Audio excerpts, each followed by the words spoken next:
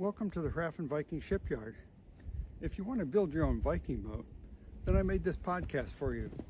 My name is Andy Bennett. Follow me as I undertake the step-by-step process to build and sail a replica of a 900-year-old Viking lapstrake sailboat. Specifically, I'm building a replica of a 7.7 meter long Viking workboat that was found in Denmark, and it dates to 1130 AD. So this beautiful long branch of northern white cedar is going to be the yard. It's about 2.5 inches in diameter here, and then it widens out down toward the base. I need about 12 feet, so I'm going to peel it and see where the best section is, and then I'll cut it off at 12 feet.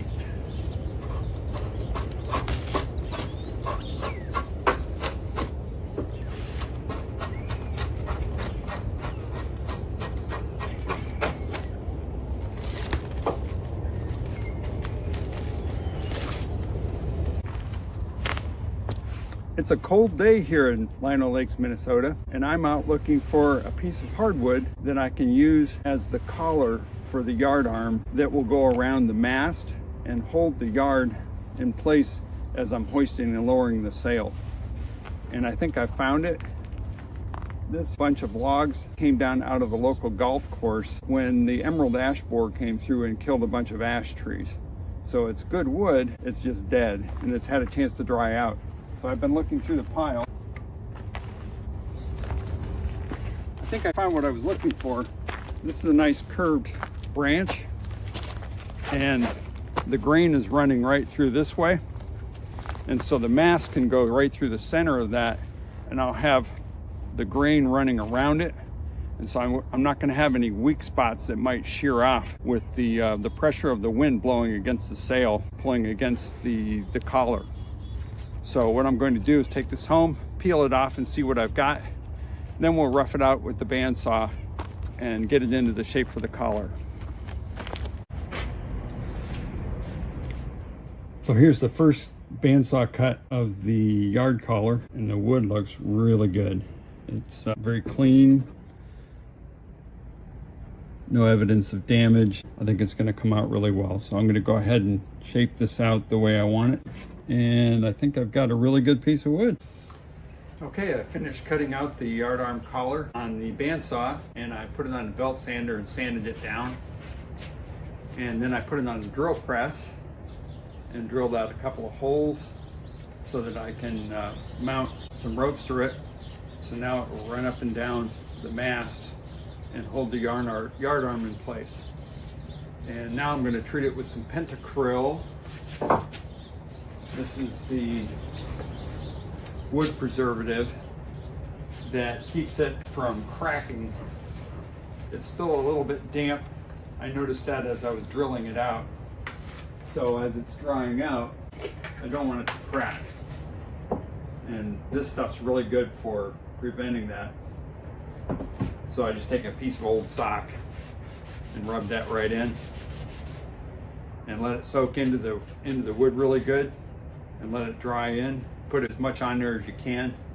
And it also brings out the wood really nicely, so it looks really nice. And once that's dry, then I'll probably put a coat of linseed oil on it as well.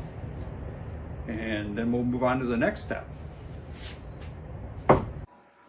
Today I finished up the yardarm, and you'll notice that at the ends I decided to paint one end red and the other end green. For red is for port and green is for starboard. That way, when I've got the sail on there and I've got it all wrapped up on there, at a glance I can tell which way the sail needs to be oriented. You don't need to do that, but I thought that'd be kind of a helpful thing for when I'm bringing the sail in and out of the elements. And in the center here, I've got a mock-up of the tie-on for where the halyard attaches. That's not the way I'm going to have it attached ultimately, but that's kind of where it's going to go. And then I've got the collar that goes around the mast on there. I've just fastened it on with some eye splices and a simple stopper knot at the bottom. And on one side it's basically just tied on. The other side is going to have a toggle made out of wood, and it will serve as a quick release fastener so that I can fasten it securely around the mast to raise the sail up and down. But then when I'm done, I can unfasten it and unlatch it and take the yard and the sail in out of the elements pretty easily. At the very ends, I put small holes there. Those are for the outhauls for the sail to keep it taut once I've got it tied onto the yard.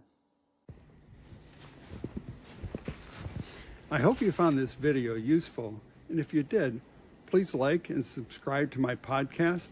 That way you don't miss any future episodes. And as always, if you're in the Minnesota area, please stop in.